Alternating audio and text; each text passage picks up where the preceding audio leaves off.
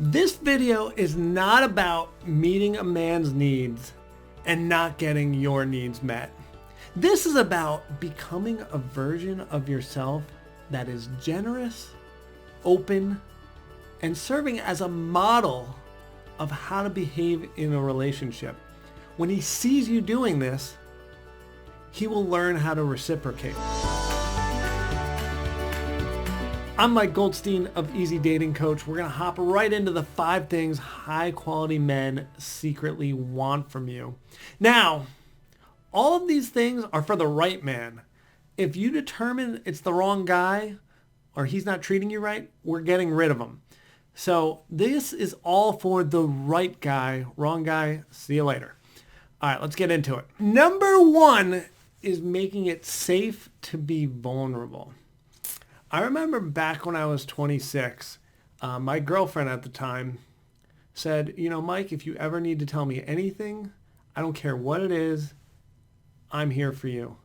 So she made it super safe. And here's what happened. We met because I was playing co-ed soccer. And at this time in my life, soccer was my life. I was playing 6 times a week. I played semi-pro. I was starting center midfield for a team. I loved soccer. And so she was a great soccer player as well. And we played together. And I was such a cocky little shit in in my 20s. I'm going to be honest with you. I remember it's the final game. We're playing in the championship, this co-ed soccer, futsal in the gym floor. We are down by 2 goals. And I got subbed off. And her and I are sitting on the sideline. And she goes, Mike, there's 2 minutes left. We're down by 2. You need to go in.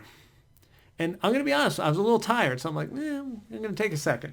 She goes, Mike, we need you. We're going to lose the championship.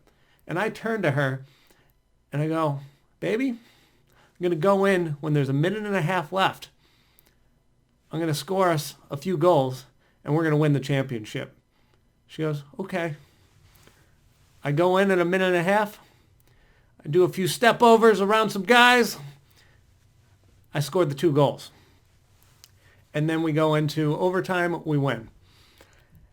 And I was a little cocky shit. And I kind of looked at her, gave her a little wink after the goals, and we won the championship. They gave us, once we won, we got this large check, so we'll put the picture up there for you. Reason I'm telling you this story is I was this cocky shit soccer player, and this was my identity at the point. The reason I had confidence and the reason I was cocky was because I was pretty good at this sport. And what happened was I tore my abdominal, and I couldn't play soccer. And I'm not lying to you, I started crying. It was my identity. For any of you that are athletes, when you take the sports away, you don't know what to do with yourself. You're like, I used to spend hours every single day getting good at this or training for this. Now what do I do? So I went to her after a few months of just not knowing what my identity was anymore. I'm I used to be Mike the soccer player. And I kind of fell into her lap and I was crying and I was like, this sucks. I don't know what to do every day anymore. And she goes to me, she's like, I'm not dating you because you're a soccer player. I'm dating you because you're a great man and you have a lot to offer. And you will figure out something to do. And that cheered me up. So not only did she make it safe for me to be in my feelings, which you probably didn't know this, but in my 20s, I didn't share a thing with anybody. I was just happy, and if I was sad, I went and handled it myself. And it was only because I knew that she could receive it, and she would allow me to be vulnerable that I shared this with her. All right, number 2 is take him off the pedestal. If he's up here, take him off there. Let me explain why.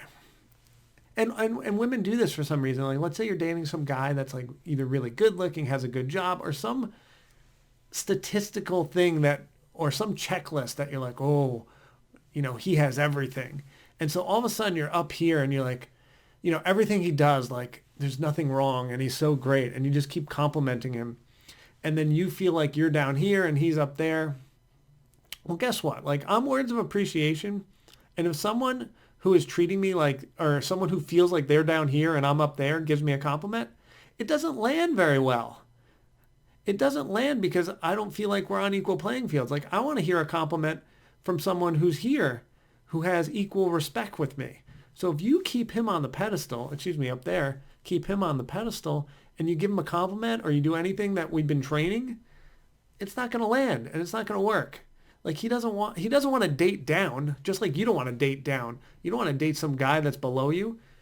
So we got to stay on an even playing field, and then we can date someone that aligns perfectly. He wants to see your bad side.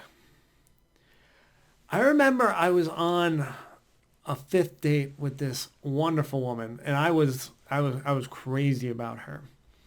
And we end up back at her house, and we start getting intimate, and I'm at a point where I just want to explore her body. I've explored her brain, I've explored her mind, I've explored her heart, and now it's time for me to explore all of her physique. And I'm finding every place that I want to find on her, and I'm enjoying this, and I'm taking my time, and it is fabulous. But then all of a sudden she goes like, boop, puts on the brake. And at this point, like, I already made up my mind. Like, I was so into this girl. And when she put on the brake, I was like feeling pretty rejected. I ended up, I spent the evening, slept over. We didn't do anything more. But I went home going like, that was weird. Like, I really like this woman. Like, I wonder why that stopped. And I asked her, and she wouldn't tell me initially. But eventually, she told me. She goes, I was raped about 10 years ago, and it's really hard for me, to be intimate until I, like, not 100% trust, but like 3,000% trust someone. And she goes, I trust you fully. Like, I know you're a good guy, but you just need to be patient with me. And it was like amazing. I went from feeling rejected to feeling like, wow, this woman really let me into who she was. And that's even more vulnerable, and that's even better of her to share than being intimate. Like, she showed me more than just her naked body. She showed me her naked heart, her naked soul, like naked everything. And I really appreciated her telling me that. All right, number 4, he wants you to be able to walk away. He needs to know you are able to leave him. If he knows you will never leave, he's going to stop trying. If he knows you have the confidence and self-respect to walk away, he knows he needs to work for you. All right, number 5 is take accountability. Oh, this is so huge. I remember dating a woman a while ago, and she was a paralegal in a law firm, in a big law firm in New York. It was a good job. However, based on her credentials and her intelligence level, like, there should be a big job for her. Like, she was a smart woman and great education and had it all. Now, the thing with a paralegal is there's really nowhere to go. The law firm kind of hasn't built a career path. And she knew that. And every day she'd come home, she's like, oh, I should have became a doctor. I should have became a lawyer. Or I should do something, like, I should do anything else. And this didn't just start when she started complaining to me about it. This started 6 years ago. And she just never did anything. And she kept pointing the finger like, why can't the law firm find more things for me to do? Why can't they do more? And it drove me nuts because I went, well, what can you do? Like, why can't you, like, if you want to be a doctor, like, we're still pretty young, like, go back to school, go be a doctor. If you want to be a lawyer, go back to school. If you want a different job, go get one. Like, you'll get hired in 2 seconds. You are a genius. So it's so sexy when there's accountability. And think about choosing a man to be in your life and perhaps be a role model for your kids. Do you want him to take accountability for himself? Do you want him to teach the young men how to be responsible? Or do you want someone who's going to teach how to point fingers at someone else? So that's why this is so important. All right, team, those are your 5. Let's run through them real quick for you. Number 1, safe to be vulnerable. Number 2 is take him off a pedestal. Number 3, he wants to see your bad side. Number 4, wants you to be able to walk away.